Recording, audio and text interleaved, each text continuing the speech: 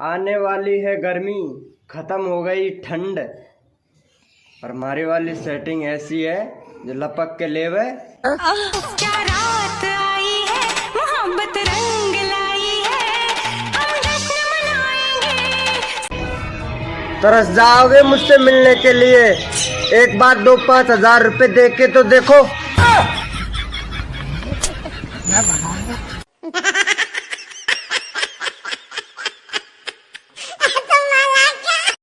पुराने अंदाज में आ गए हैं तो अब मचेगी तबाही।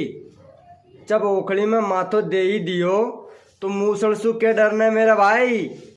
रोता तो मेरे मटर के और चाली के सुफरारी के रचने यार ने। मेरी और मुस्कान की ऐसी कहानी है मेरे भाई, मेरी और मुस्कान की ऐसी कहानी है मेरे भाई। वो मुझे थप्पड़ मारती रही और मैं झेलता रहा, वो मुझे थप्पड़ मारती रही और मैं झेलता रहा, और अगले ही दिन रात को वो चिल्लाती रही और मैं पेलता रहा।